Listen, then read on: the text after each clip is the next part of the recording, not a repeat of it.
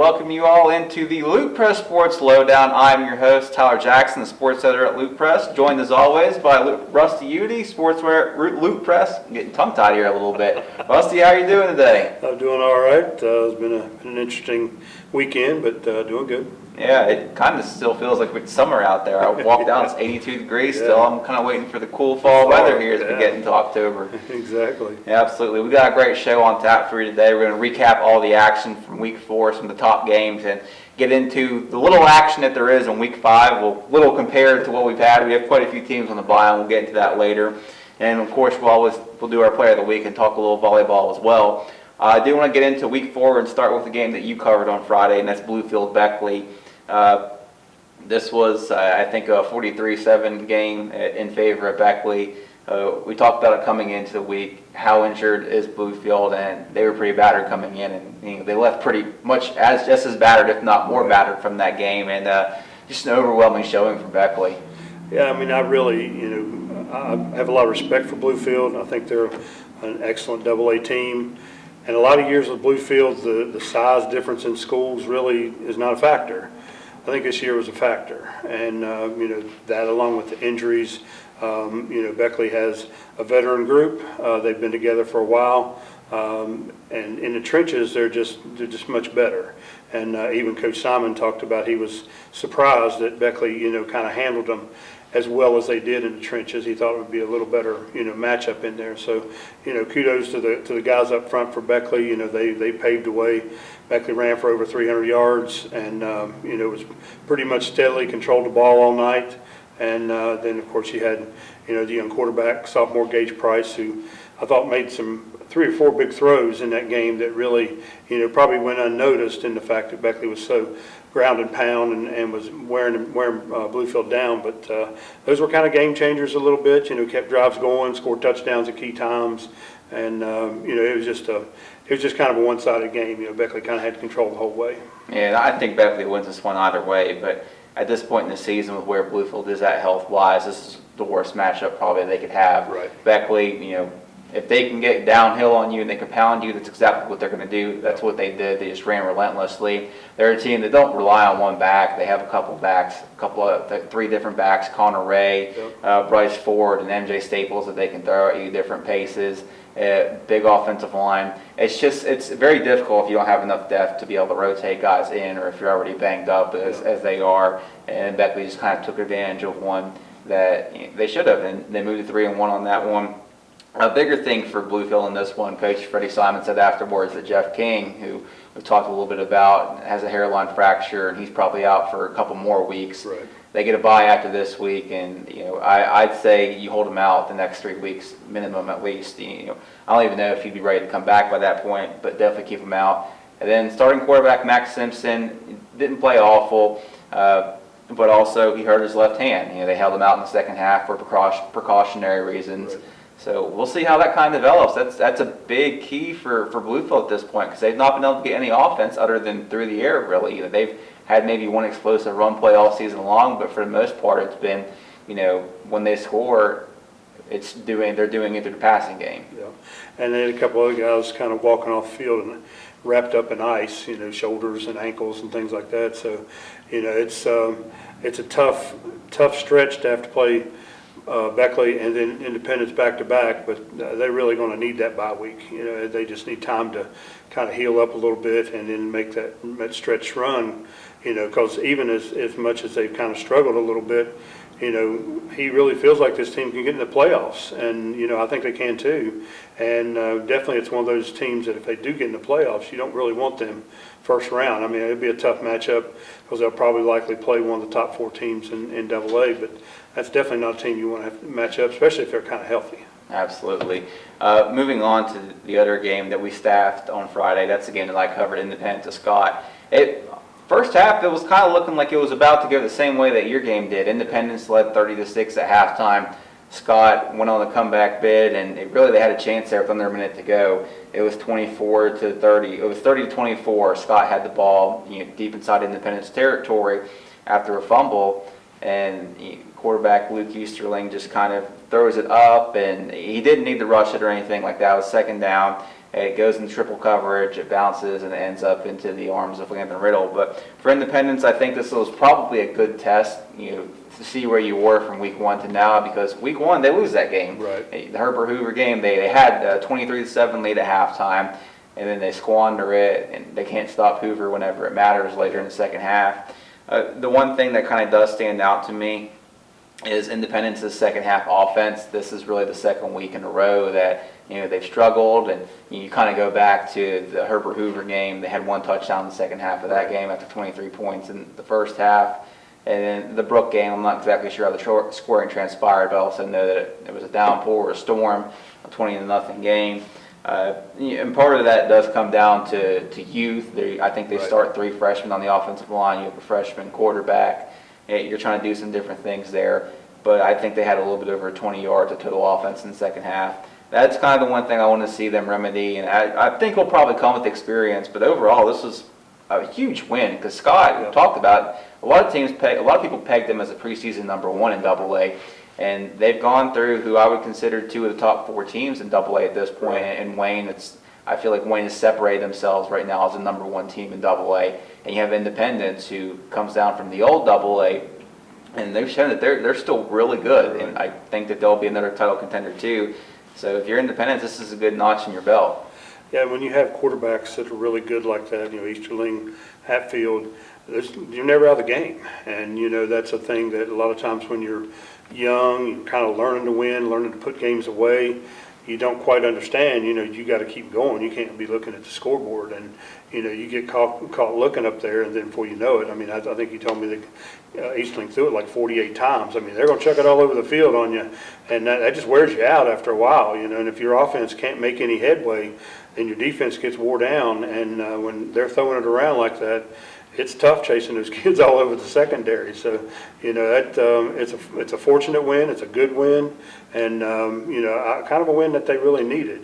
Because they do have some tough ones coming up. Absolutely, and I really do think as the season goes along, this will be one that sucks up bonus points for them. Because Scott, I still think that they're probably a team that's going to be in the quarterfinals and probably push for a semifinal berth. And who knows, as they get things together, because this is a new starting quarterback. They might be pushing for a state championship bid. Right. But just overall, I thought it was great. The one thing that really stood out to me, special teams was the difference in this one. There was a safety. Scott snapped it over the punter's head, so you get 2 points there, and you get the kickoff return from Brady Rose. There's 6 more points, so there's 8 points. And then you hold them out in 2-point conversions twice. So there's another 4 points. You're talking about 12 points there. Right. You block a kick, 13, and then they miss a field goal, 14. It's really a 14-point swing, all because of what they were able to do on special teams. And to me, that's kind of been a factor early on in the season with what a lot of teams have done so far. The ones that have been successful, and they have won. We talked about Bluefield Greenbrier East last week. Greenbrier East goes 2 for 6 on 2-point conversions. Bluefield goes 6 for 6 on PATs. That's the difference in the 2-point game. Yeah, and you see that a lot in high school, and when you have a good special teams, it's really an advantage against most teams, because you don't see consistently every school have that. A lot of schools don't have kickers, consistent kicker, 25, 30-yard field goal as opposed to a turnover on downs is a huge advantage, just like you said, point out PATs, different things like that. Just a punt that can get, a punter that can get the ball down the field 35, 40 yards and flip the field a little bit, Those are big things. And, the joke, always with Dana Holgerson was, 3 sides of the ball, you've got to be good in all 3 phases, you really do. And, just a good offense, good defense don't cut it because, the night that I believe it was Nicholas County and Oak Hill, the block punt was a huge factor in that game. Mm-hmm. So, little things like that may not seem big, but they're just huge factors in wins and losses. Absolutely. Want to move on from that one on to James Monroe Liberty. This is one that we talked about last week. It could be a litmus test of how the 2 teams are going. James Monroe won this one 27-0 at Liberty. Held them without a completion, held their offense in check. And I think what we're seeing now for James Monroe is that the defense kind of is their calling card again this year. And we talked about that through the first 2 weeks about how they had limited Shady and Wheeling Central. Right. They just basically, they weren't putting together drives. They were just living off explosives. For James Monroe, I thought it was probably a good little more balanced rushing attack. You were able to get 58 yards from Leighton Dowdy, 58 yards from Brock Parker. They string together a little bit more. Total offense still isn't quite where I'd want to see it, Right. but I thought this was probably James Monroe's best game of the season, considering all things. And Liberty, this is probably, we talked about, they wanted, where are they right now? And I know they have some injuries, but James Monroe is a good little test for you to see, okay, like, are we a playoff team? Can we kind of sneak in there? And it was a little bit difficult for Raiders. Yeah, and it seemed like James Monroe had been kind of tinkering a little bit with who they want, under center and things like that. And I think they've kind of seemed to kind of settle back on Dowdy, which, I mean, I'm not going to tell them what to do, but it seems like the right call, But, the offense is a little bit of a concern, though. I mean, their defense is really solid, but, you would think they would have a little more firepower than what they do. And, some of that can be conservative play, once you have a lead, because they did get the bulk of the scoring in the second quarter, so you don't want to do something crazy and turn the ball over when your defense is playing as good as it is. But, going forward against some good teams, they're going to have to, be able to put a few more points on the board, to get some of those key wins. But, when your defense is that solid, you can win a lot of football games. Yeah, you brought up a good point there about the quarterback situation. They had kind of been platooning with Ryan Mann and Leighton Dowdy, and Dowdy was the only quarterback that attempted the pass from the stat sheet that we got. He was 10 of 17, threw an interception, threw a touchdown though. It seemed like, there's the old saying, if you got two quarterbacks, you have none, and Right. I think it's a little bit different. Obviously, if they're playing man as much as they have, they probably like him, but I think maybe it got to a point where they realized they were just giving up too many possessions, and Ryan Mann's probably going to be a really good quarterback next year, or maybe even as soon as later this year. But Leighton's a kid that he started for the last 2 years. He's kind of seen a lot of different things. As much as he might be valuable to you at other positions as well, you kind of have to keep him in there because you're limiting turnovers there. And that's one thing you hit on it there. Let's not turn the ball over. Let's give our defense a chance. And man, I think he has 5 interceptions on the year. I think it just kind of gets to the point where you're 2-2, your season's kind of teetering a little bit, and you still have hard games down the road. So you kind of have to pick it up where you are and try to get things fine-tuned when you can. And it's not unusual for them to do that. I mean, it wasn't that many years ago that, Ridgeway was used, Cooper Ridgeway was used, and that kind of snapped the quarterback. 2021, they went through 4 different quarterbacks that year, and they admitted by design that they were probably going to do that a lot. And, I think that's where they found Leighton, and then Leighton, next 2 years has been the starter. So, you're right. It's not uncommon for them. Right. But, that's they seem to be kind of back on the right track, and, we feel like they're a playoff team. I think they're definitely going to get into playoffs, barring, some bizarre injuries. But, it was just a solid game for them. It was almost like a James Monroe type game, solid defense, didn't let the other team breathe the whole game, and then just, took advantage of what they had, made good plays, and then turned the ball over. Absolutely. I want to move on to Nicholas County Lincoln. This was a game I thought Nicholas County really had to have. You go in 1-2, you're on the road. You want to get. They also have a tough schedule coming up. Greenbrier East is still on the schedule. It's not easy by any chance. They scheduled a little bit under the assumption that they were going to be a AAA team, so they're still kind of going through that. But you go up to Lincoln, you get 200 yards rushing from Devin Nash. Colton Helms, you don't ask him to do a lot through the air, but when you're winning like that, you don't have to. But I think gets 2 rushing touchdowns, does really well. For Nicholas County, I think this was a really good bounce back game. Yeah, and that game traditionally is always crazy. I mean, it's always a nail biter. 1 point it's always game tight. last year. Yeah. And so, that is I know Lincoln's down a little bit this year, but that is still a bit of a surprise and a big confidence builder for Nicholas County. That's kind of the team we feel like Nicholas County is, and they've had a couple games that we've kind of scratched our head a little bit on, but, whenever you can pound the ball like that, that does make the quarterback position a lot easier. When you don't have guys, chasing you down and running for your lives. And, the times I've seen Nicholas County, that's kind of been what it's been. It's been Helms has been kind of running for his life a little bit. But, he can definitely throw it. He definitely can run it. And, I think, even in the game against Oak Hill that I thought Nash did a really good job that night, And, he's going to be one of those big-time performers for them. They tend to have that one back that, will give you 150, 200 yards at times. And he seems like he's falling right in that mode. Yeah, it's like, I think it was Ashton Odell, and, after that, you had Caleb Clark. So they do a good job of finding running backs, and I think that, Devin Nash has been the gem for them this year. They can kind of lean on a little bit more to get things going when they need to. When they played Independence, I didn't think he played bad at all. They struggled at different times, and Independence's defense is really good. So kind of similar to Oak Hill, same thing. Yeah, absolutely. Moving on, this was probably one of the most interesting games of the weekend in Pikeview West Side. This game was played down at West Side, and listening to the Pikeview fans, you would know it. I was sent a clip of a touchdown that was called back because of an inadvertent whistle. Right. And basically, so Pikeview didn't score on that possession, and they punt, and then West Side scores the next possession, and it ended up being a 35-25 game. So basically like 14-point swing. And I get it. For Pikeview, it's difficult when you haven't won a game to go into that environment and you're hanging in. I think you led 17-14 at halftime. It's tough to be in that and then feel like you kind of got robbed like that. But as I've always said, nobody's ever lost a game because of officiating. If it comes down to the final play, that just means that the other 59 minutes you didn't do something right. Whether it be execution on offense or execution on defense. But it is a tough pill to swallow if you're Pikeview. But on the flip side, you went down to West Side, and how good West Side is remains to be seen. I think we're all kind of waiting on the Independence litmus test. Right. I think we all agree that West Side's a playoff team, but are you a playoff team? Are you a quarterfinal team? Are you a semifinal team? That's kind of what we're looking for. And if you're Pikeview, you feel like, hey, we want to, this team's going to go into the playoffs. We feel like they're going to be 8-2, 9-1 at worst.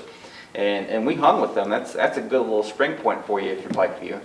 Yeah, when I talked to Coach Turner after the very first game against Summers County, it's actually the first time I'd ever met him, and it was just a brief conversation.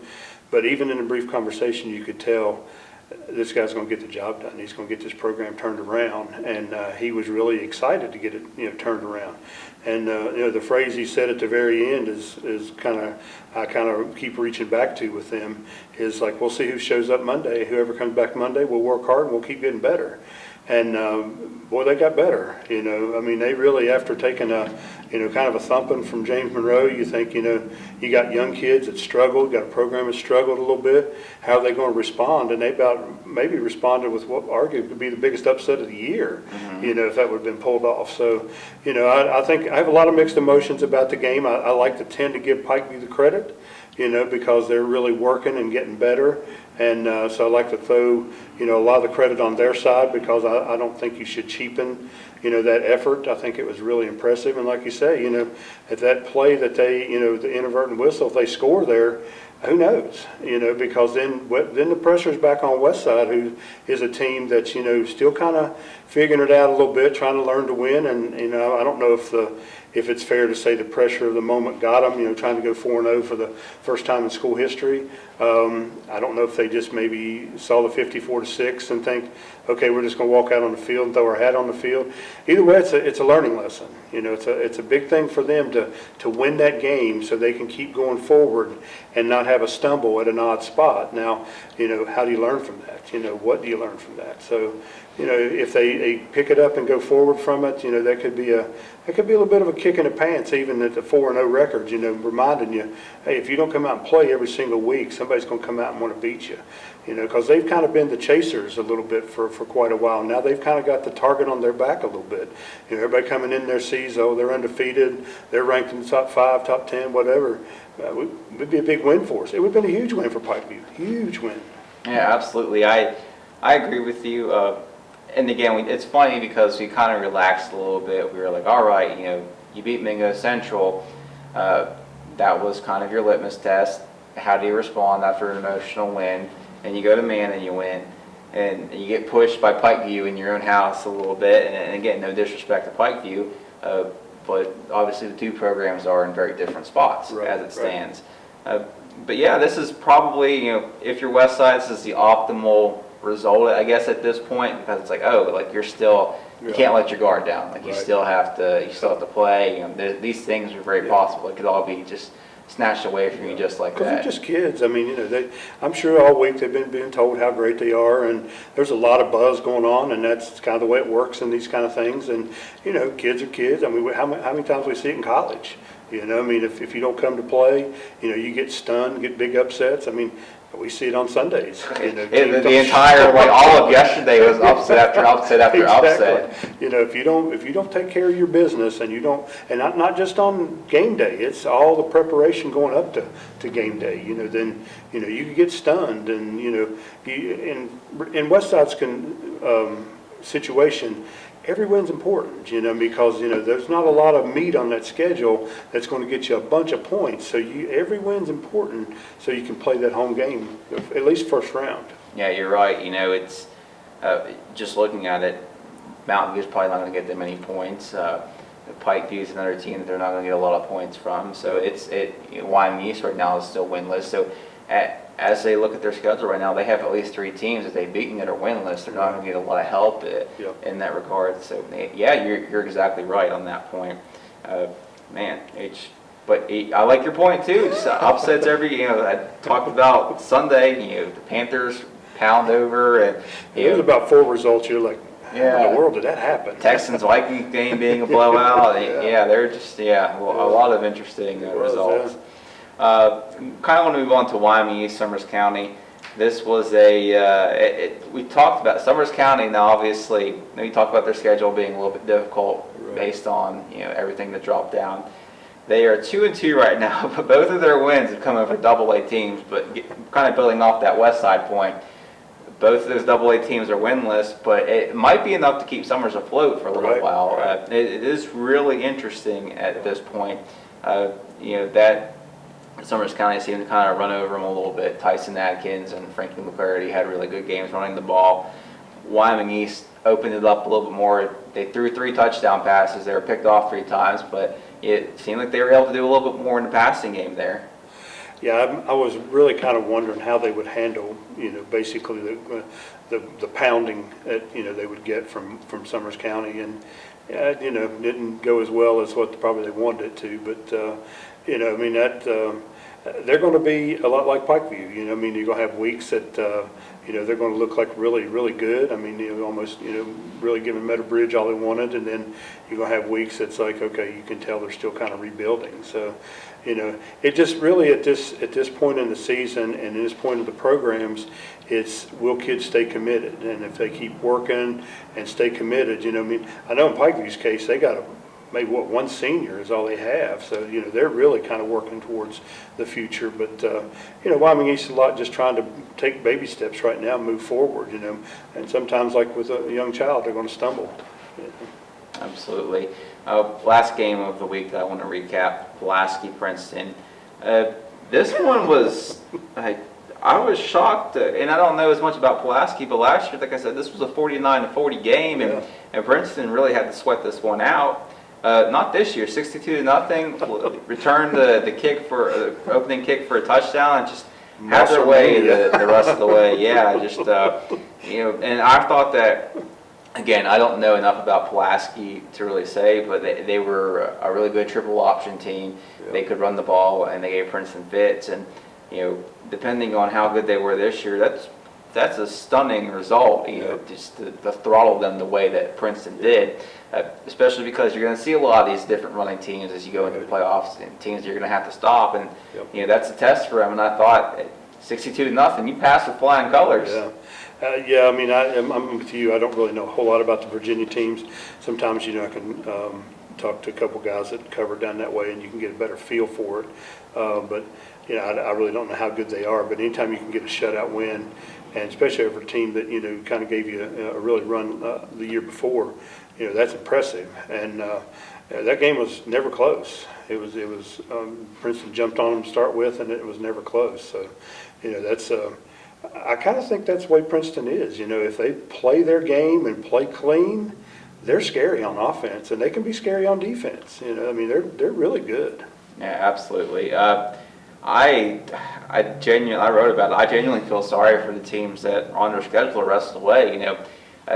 maybe a team like Beckley or Parkersburg South can kind of push them a little bit. Yeah. But I just feel like they're on the warpath. Like they're out for blood. They very clearly feel disrespected from where they are in these subjective polls. And I understand that coming down, having played for a title last year, and now you're in a smaller class, and you see Bridgeport, a team you beat in the semifinals last year, ranked ahead of you, and you see Fairmont Senior, a team that hasn't played in AAA, ranked ahead of you. I understand that, and it feels like they're sending a message each week, and the teams they leave in their wake, it's not pretty. It might be the best thing for them. Yeah. I mean, they play well like that. They like to have that chip on their shoulders, and I think Keith's a little bit that way. He likes to, he's a great guy, but he likes to, he likes to kind of place that chip on his shoulder a little bit too. They play with a little bit of an edge, and I think that's why sometimes they get the penalties that they do. It's a lot of effort and just aggressiveness, but man, when they play clean, they are wild. They are hard to stop. That wraps up week 4. Do you have any final thoughts or anything as we move into week 5? No, everything kind of went about as we thought. No big surprises. I mean. We had a couple injuries that maybe changing the landscape a little bit of things for some teams, but just the Pikeview game was even though we weren't covering it, we were following it on Twitter and the scoreboard and kind of watching that thing a little bit. So hopefully for Pikeview that is a boost for them, and they can keep building like they are, and gives Westside the kind of the reminder that they need, and they keep playing well. Yeah, I think you hit on the point that I kind of want to address. The injuries, they seem to be piling up, and they're not exclusive to these schools, but Greenbrier West and Independence and Bluefield, and Greenbrier West hasn't really played up yet, but Bluefield and Independence are really taking a beating at this point. It's it's brutal, and we talked about it. A lot of teams will say we don't want to play them because, and somebody had. And you messaged me in response to what I had said about, I wrote in the Deep Post, some of these issues there. Like, it's different when you have to look a kid in there and send them back out, and worry about them getting hurt. And, I understand that with, when you're playing Bluefield Independence, if you're some of these other double A's. But at the same time, you're passing the buck on to them because now they're in that situation. And we talked about it. Bluefield, they played 3 straight triple A's and a quad A to open their season. They're a double A. Say what you want. I know a lot of people are bothered about them being in Double A, but they're around the 600, student enrollment type of school. And the Graham and Princeton games are always going to exist. And Bluefield, I understand the rivalry. Beckley, I understand the rivalry and all that. But it's starting to wear. Their numbers have been dwindling for the last couple of years. You look on the sidelines, you see under 40 kids suited up there. They're starting to look like a double A school. Yeah. Granted, Bluefield's been a big school for a lot of years, and they're just not that way anymore. And, we've talked about it in the past, and it's not just football that you see this. Your schedule, you want to play up, and you want to play a difficult schedule, but there is a point where you go too difficult. I remember just a few years back when the Wyoming East girls, they had a legitimate state championship team, but they were so beat up by the postseason, they really had nobody left. I mean, they were just, limping on the floor, basically, So there is a point where it just wears you down. And, you've seen Independence, and, I haven't got to see them yet, but just watching Bluefield, you can tell there's an attrition factor, and we're just in week 4, and they still got more to go in this thing. And, it's a lot of what people say, you're not going to get too much pity for Bluefield and Independence and things like that. But, the fact that they're winning doesn't mean that they should have to go through, what they're going through.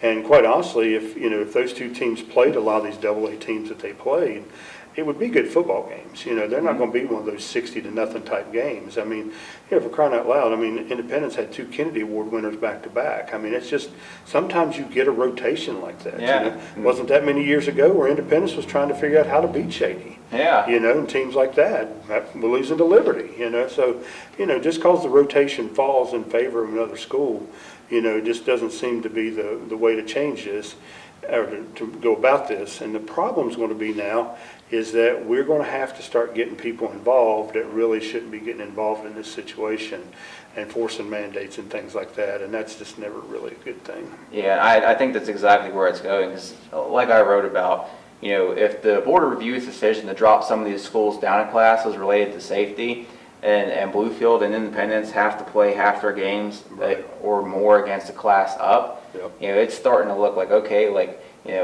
why can't Bluefield get a Liberty, or why can't they get Yep. Wyoming East, or all these other schools that are AA on the schedule? Same for Greenbrier West. Like, why can't Greenbrier West get Richwood or Riverview or all these other schools back on the schedule when it makes more sense than going to Fort Fry, Ohio, or Pendleton County? Right. I understand you don't like getting beat, or it can be intimidating. We've talked about the runs that these schools have had, but at the same time, the buck shouldn't be passed on to Independence. It's like, okay, like, now you're so good, why don't you go up and play? They open their season with the number 2 rated team in AAA. Right. So now they're facing that, and they get beat up, and Yeah. it's just It's not fair to those kids. Yeah, It's really exactly. not. It's not. Like I said, I don't think that they're going to get a lot of sympathy, but somebody has to at some point kind of point this out. Like, hey, like, it all comes down. You can't penalize them for having great athletes. A lot of them are still working in the similar enrollment or formula parameters that you guys are. Right. It's just a little bit more cyclical, and it's different. Yep. But yeah, it's if you're saying safety one way, you got to apply it always. That's the very thing I was thinking about. That's what the big key was the safety factor. And just watching Bluefield walk out that night, that just they really look beat up. They really do. And then, like, you shouldn't be looking like that in week 4 of the high school football season. Yeah, absolutely. And when I did the math on it, there's like 8 or 9 teams in AA with Nicholas County like moving southward. Midland Trail's in there, all these bunch of different ones. So I think eventually we will get to the point, and especially with the way the legislature has become involved in high school sports, I could see somebody stepping in and being like, all right, like, we're going to mandate this sort of ordeal. Right. I think it's getting to that point where it's going to get pretty close to it. I like the point you hit too on districts, because a lot of times, a lot of the states around us, that's kind of how they operate. And so that's what you're going to kind of get mandated into, by doing these things. So I just wish there's just games, just like this past week. I'm pretty sure we had like 16 games. 5 games were being played against Virginia teams, and then 6 were played against teams that we don't consider in our area. Pocahontas County, Pendleton County, teams like that. So we had basically 5 games kind of. Now of course we cover all those other teams, but we had 5 games of kind of area games, and that's just never been like that before. And it's not good for high school football. Yeah, and I agree. I think they'll probably get to a point where people are starting to get headway, and when I call around, I'd asked about it. Some coaches have been like, yeah, we've proposed that sort of ordeal, so I can see it, especially with the recent precedents that's been set with the legislature stepping in and mandating and establishing it, and being like, oh, this can be a thing now. I can see that happening. When people complain about the legislators getting into stuff, well, the reason they have to get involved is because of things like this. That's about crazy laws and different things like that. I was like, people don't like them, and well, you wouldn't have to make them if people would just use their head, be common sense, So, they're kind of forcing their hand just a little bit. And it's part of why the Coalfield Conference and its half-hearted attempt fell apart. A lot of these teams, a lot of ADs and administrators have talked about, oh, well, we weren't in some of these meetings, when it took place, that there were these rules established that conference members had to play conference members, and now here we are, things falling apart.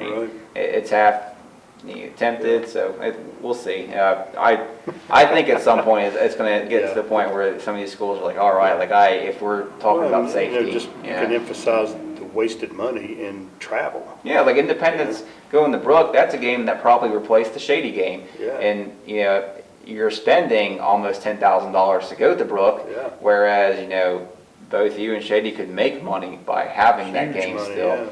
You're going up to Herbert Hoover instead of opening up with Liberty, also another big gate game for both schools and communities. That just don't make sense. No. Don't make sense. Yeah. But wrapping up that, moving on to week 5, going to open with, honestly, what I kind of think is the game of the week in single A. And, I'll get to why I think the other game is not the game of the week in a minute. But, man, Greenbrier West, which is where you'll be at. Greenbrier West got some bad news earlier today that Isaac Aggie is out for the year. He's the team's leading rusher, suffered a knee injury. Top 10 team, I believe, still in single A at this point. this is going to be a huge playoff implication game for Greenbrier West and really statewide, I think. Yeah, and, you know, because they do have Fort Fryford, Ohio on the schedule, and they're pretty good. And so, you know, that's going to be a tough game. You know, it's a crucial, you know, single A matchup against a good single A team that will get you points. And, you know, that will be a big factor as far as the playoff goes. You know, they did pick up the pieces last week, played really well. Brandon Potiker had a really good game for him, kind of filling in for Isaac. But, you know, once you have it kind of let it settle in a little bit, and you know that, you know, the kid's not coming back, then it does kind of change your mentality a little bit. But, you know, I mean, you know, it's part of football, unfortunately. You know, it's the one, you know, kind of told his mom, you know, it's like, it's the part about covering sports that you hate the most, because you just hate to see kids that's worked as hard as they have, you know, go down with injuries. You know, we see it, you know, numerous times, but, you know, they definitely have the components to pick up the pieces and move on.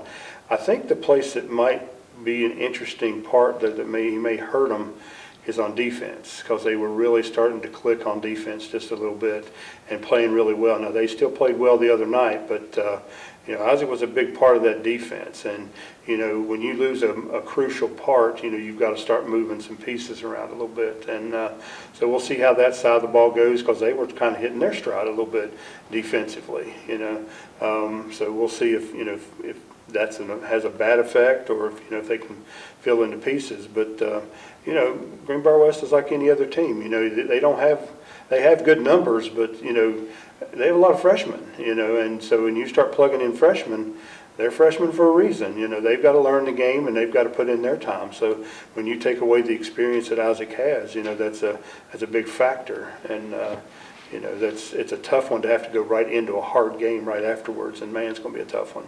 Absolutely, and he's just a great all-around athlete. You know, we've talked about the state champion hurdler. Yeah. Really is going to push for some contention. That knee injury is probably going to keep him out of that too. So it's very unfortunate. Hate that for him. But man, just the importance of this game overall. Yeah. Man lost to West Side at home. I think this really impacts it, and it's one of those really good mid-season matchups. And obviously, man's a team that's out of our area, but I think it tells you a lot about how the Class A playoff picture is going to unfold. Yeah, and man's one of those teams that even though they're kind of out of our area, everybody seems to be, you know, pretty familiar with over the years. You know, Tootie Carter and, you know, things like that. So, you know, they've always had a good program down there. They've always been tough to beat, especially when you go down there. So, you know, fortunately, you know, Greenbrier West will be at home, and it kind of helped that, you know, kind of rebuilding mode or restructuring. But it should be a good one.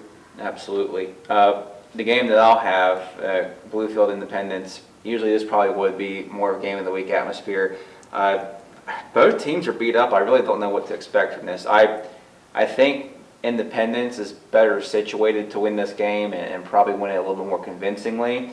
But they've developed quite a rivalry over the last couple of years. Right. And, you know, Independence head coach John H. Lilly joked, he was like, you know, I don't know why they get up to play for us. And I was like, oh, it doesn't have anything to do with the fact you beat them in the playoffs 2 years in a row, and you beat them in the semifinals. That's and right. You guys were the upstarts, and Yeah. you know. And you know, Freddie talks about that. Yeah, and they, you know, I know those two head coaches are good friends, but they developed quite a rivalry. That's why I think anything can kind of happen in this game. If that Independence, I lean Independence though, because we still don't know what the status is of Simpson, Right. and obviously they're struggling to run the ball. We don't know, what they're going to get from Francisco the rest of the way, because we talked about it during the Greenbrier East game. He came in for the final drive, and he missed a drive or two with a shoulder injury, and you said that you saw it a little bit against Beckley. Yep. And obviously they don't have King, which impacts them in the secondary. Independence has some playmakers at receiver between Dalton Adkins and Christian Linksweiler. They can go down the field and they can attack, and that's what they will do. And Independence's defense, they will get after them. They'll blitz. Riddle, Ritchie, Greenway, all those guys are really good. They'll get to the quarterback if you don't get the ball out quickly.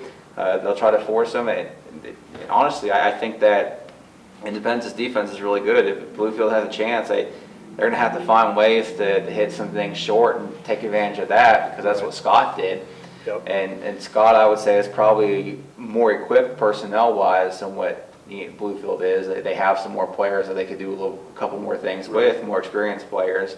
I think that this is a game, if you're Bluefield, you don't want to concede, but you may end up having to concede just because of the injury situation. If you're Independence, I think it's pretty important for you to get this one, get to 4-1, because I think Independence is really still in that contention for a home playoff game. Bluefield, I think that their dreams of a home playoff game are probably, even just looking at the rest of the schedule, I think that I don't think they have any hopes of a home playoff game. I think it's a little bit more important for Independence right now. Yeah, as far as Bluefield, if Francisco can't go, that's going to be really, really tough. Because I think they are going to have to control the ball a little bit, keep Independence, off the field as much as possible. But they have struggled doing that. But now the one couple times against Beckley, of course, I think some of it had to do with Beckley got a little greedy, trying to get that pick six, But when they did hit those little short passes out in the flat and stuff, they turned them into big gainers. They've got some guys that can, turn a little 4 or 5 yard pass into a 20-yard gain if you're not careful. So, they're going to have to watch for those kind of things. But I just think there's just not enough weapons on the field for Bluefield right now. And if they can't run the football effectively, then it's just going to be a tough night for them. And, I'm kind of like you, I think they're just trying to hopefully get to the bye and try to retool and go from there, which, Independence, they don't have a bye for about, another 4 weeks, I think it is. Yeah. So, they really do need this game because, you got Oak Hill, Princeton, teams like that still on the schedule. So. One thing I probably will be watching, depending on how things unfold, Independence is going really young on the line. I think they had 3 starting freshmen. By the end of it, they had 4 along the line Friday night. How does Freddie Simon attack that? He's always had a good plan. I go back to the year that Independence won the state title. Bluefield was the only team to play within the score then. It was a 20-12 game. And really it came down to the final 2 minutes. They get a strip sack and they secure it. But they held Judah in check. I think he had like 40 carries that night and a little over 100 yards. So I think Freddie knows what he's doing. Point, yeah, because I remember texting you, when I saw Bluefield for the first time, and I was like, those are some big humans out there. I know Francisco is one of the big ones, but they still have some other big boys too that can push people around, and you got to kind of keep in mind that Freddie kind of thought they were going to kind of hold their own a little bit against Beckley. So he believes in that group up front, and if they can kind of move Independence a little bit, could be a surprise. Absolutely. Pikeview Shady, obviously building off of what happened last week against Westside. If Pikeview emotionally can build off of that, this could be an interesting game. A lot of what, and now I go back to obviously the Summers County game, and Shady really had their way with Summers County. But, Pikeview's probably not going to throw the ball a lot. I think they threw it 2 times last week. Right. They want to run the game, and Coach Turner told me that before the season. He said, I'm always, I'm traditional wing T, run it. He said, Exactly. I'd rather run 1 play and get it right than run 5 plays and just be like, okay at them. So I think it's going to be a test for Shady's run defense more than it will be anything, which is interesting because Shady had generated a lot of turnovers off interceptions so far. I think Nathan Easley has 4 in the year. But I go back to the Summers County game, and there were a lot of Summers County fumbles in that game. And again, I don't know the nature of them, if they're necessarily caused by Shady Spring, but it does set a bit of a precedent. And I know we can't do the transitive properties things, but Summers County did beat Pikeview, and Shady pounded Summers County. So, but Pikeview probably coming in with a renewed sense of confidence in this one.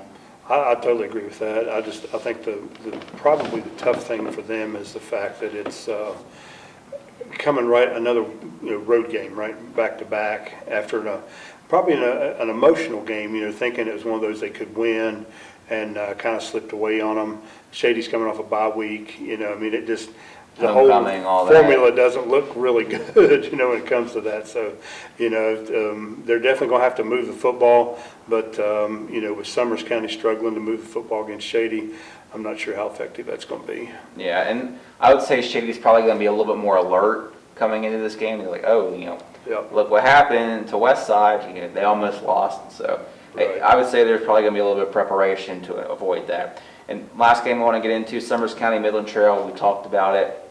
Midland Trail actually made a quarterback change at one point in the game last week. Thad Brown, I think, had thrown his 6th or 7th interception. I got their stats earlier today, and they made a different change. And I understand that Wheeling Central, we talked about it last week, Right. probably a game the Midland Trail wasn't going to win.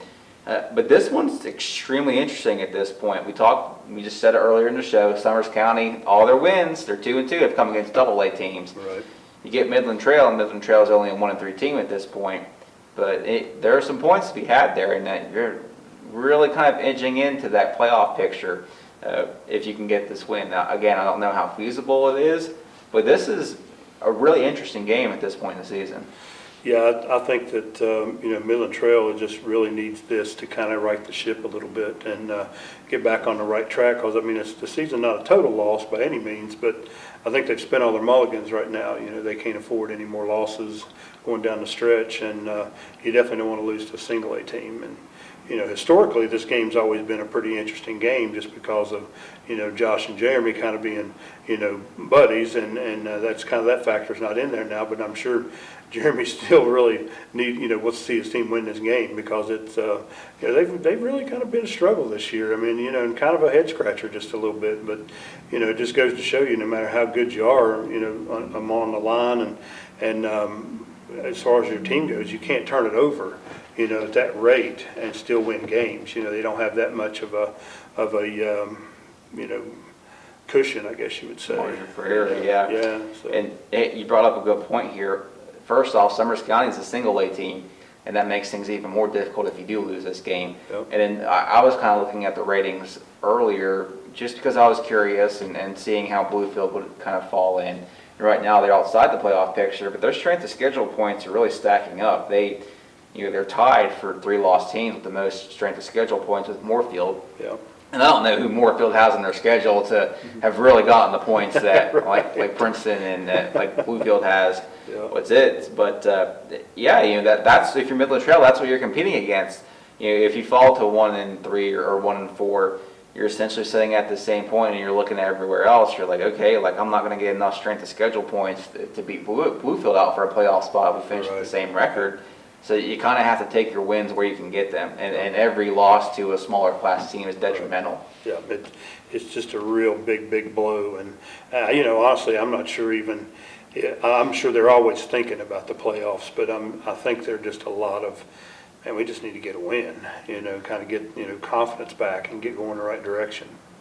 Gotcha. Want to mention the teams that are on a bye this week. This is a very heavy week for byes.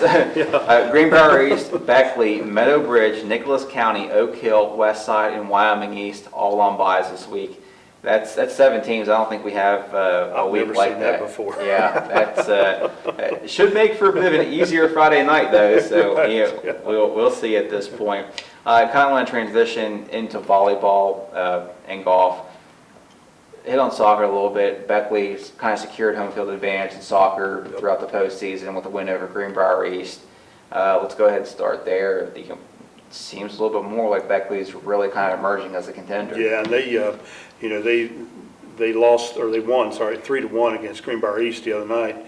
And, the goal was kind of it was a great shot by the kid from Greenbrier East, but, it kind of came on a careless mistake from Woodrow. And, but otherwise, they would have shut out all 3, sectional opponents on the road, so, it's ironic that they picked up all 3 of those wins on the road and going to play at home now, when sectional rolls around. So, but they have an interesting game tomorrow. They play Shady, and then you don't see them 2 play each other very often. It's been a few years since they played, and, Shady's been, a really good team this year. They were a really good team last year. Were a blink from the state tournament last year, and I believe they have the capabilities to beat, Charleston Catholic if they can get that far. Of course, they have to get past Pikeview and teams like that in the section, but be a good test for Shady, because the thing I've noticed about Woodrow right now is that they're just playing really smooth right now.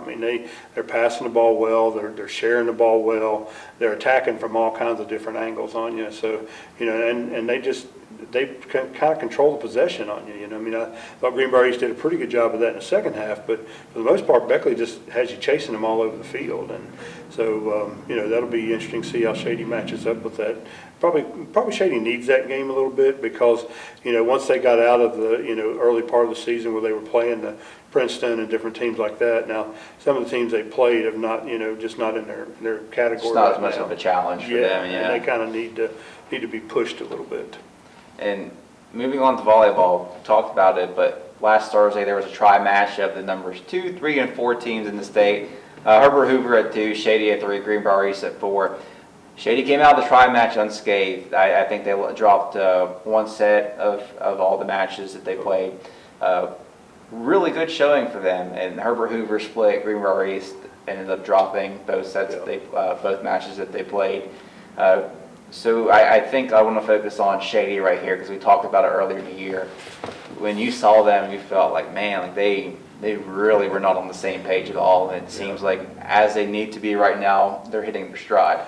Yeah, they had some injuries and illness and different things like that to start the season, but they were definitely not the Shady of old, but that's to be expected. I mean, they have experienced players, but they're not as experienced as they have been, coming into the season, is kind of the way Brantley put it. They have good players, but, I mean, they have young kids still. There's still a lot of youth there. They have one senior is all they have. So, and the thing about that section, it has Greenbrier East and Shady are in the same section with Independence, Pikeview, and the other one's slipping me right now. But, the matches the other night were, even though Shady won them all, they were tight. Princeton. Yes, Princeton, exactly. They were all tight. And so, just a play here or there can cause those things to flip. And then, of course, it's the same setup. You got the top 2 that's going to advance to the region, and you got Herbert Hoover on the other side. So, if as Matt would say at Greenbrier East, it's not George Washington and Woodrow now, but it's still Shady and Hoover. So, it's going to be a tough ride for whoever, gets through. And a lot like when Greenbrier East was in the, the section with Woodrow, you wanted to try to avoid GW in the region. And, so that sectional battle is going to be really tough. And, you can't be caught looking ahead because, Independence is playing much better. Princeton played pretty solid this weekend down at Volley in the Valley at Greenbrier East. So, you just got to take it, one step at a time. But, a lot of impressive work by Shady, kind of putting things together because now they've, runner-up at Bridgeport, and they lost out in the semifinals this weekend again to Bridgeport. So, those matches. The number one team in AAA. Number one team in AAA. But, those matches have been good matches, but, it's, I'm sure it's probably stinging Shady just a little bit, that they've not been able to get Bridgeport, but, that they'll get enough. Well, they think they'll get another shot, I mean, we hope all our teams do well. Yeah, absolutely. You never know, you might not even make it out of the region with the stack. That's what it is. Could happen. Last thing, Coalfield Conference golf, correct, on Wednesday? Correct. Yeah, that's kind of a precursor to the regional. Regional's next Monday, the following Monday. Just get to mix the classes together and get to see a little more individual efforts. Yeah, I mean, it should be really good. It's an 18-hole match, which is really good for the kids because, they don't see too much of that. They do before school starts, but then once school starts, a lot of them are 9-hole matches. So, and you got to remember, they're not tooling around in carts out there. They're walking. So, when you're constantly walking 9, then you walk 18, and now it's starting to look like there could be some rain, so that'll make things a little more interesting. But Shady's playing really well. Cooper Ward sent me a message the other night. He made a hole-in-one on number 9 at Grandview, so he's still heating it up a little bit. But they have a solid 4 or 5 kids that's really play really well. Greenbrier East is playing really good, so it should be a really good match, a fun match to watch, and hopefully kind of give all the teams a boost going into the region. All right. And last but not least, our Player of the Week winners for Week 4 for the southern part of the state. The Week 4 winner is Princeton wide receiver and kick returner Brad Mosser. And for the Kanawha Valley, it is GW running back Savion Brown. We talked about this. Hate to pick favorites right before we even got all the results, but whenever we got Mosser's numbers, 94-yard kickoff return, long punt return, 2 touchdowns caught, over 100 yards receiving. It's really overwhelming when you do it in all phases of the game like that. And very rare too. Yeah. Very rare. You just don't see that. I mean, they have some dynamic players. They've had Collins back there and things like that. But, when you see that kind of explosive power, it just was Monster Mania. It was almost a no-brainer again. Absolutely. And just really good efforts all around. We talked about for as good as what last week's candidacy was, where there were just like so many players that were right here. Yeah. It kind of felt like this week it was probably just a little bit more Monster ahead of the field than anybody else. But again, there were a lot of good efforts put together. Bryce Ford, another good effort from Beckley, and Which is really huge for them because they don't, like you said, exact words. They cannibalize each other a little bit. They spread the wealth, and you don't see too many 200-yard games because they don't get the attempts. But for him to have a 100-yard rushing game, that's pretty impressive for Beckley. Absolutely. Just a reminder that we do have, I think, 7 more Player of the Weeks. So don't start sweating yet. We're only through 4. We're not even halfway there. We give out 11 total. So keep playing hard. Yeah, absolutely. Keep playing hard. It doesn't all end after 1. Keep the votes up. I think we've actually agreed so far 3 out of 4 weeks, and this has to be a record. Spooky. Yeah. But just to go to show you, I do promise you guys that the polls matter, the votes matter. So just keep them coming. Vote for your favorite athlete, and it does tip the scales often. And it matters when it comes down to those community choice scholarships too. Exactly. It seems like as we get later in the season too, it really becomes hard. There's not an obvious choice. Like some weeks. So as the season goes, it gets big time players take the stage, and it does get rough. Absolutely. Well, that's going to wrap things up. For my co-host Russ Udy, I'm Tyler Jackson. I'm going to give a shout out to our producer / editor Austin Sims. We'll be back with you next week.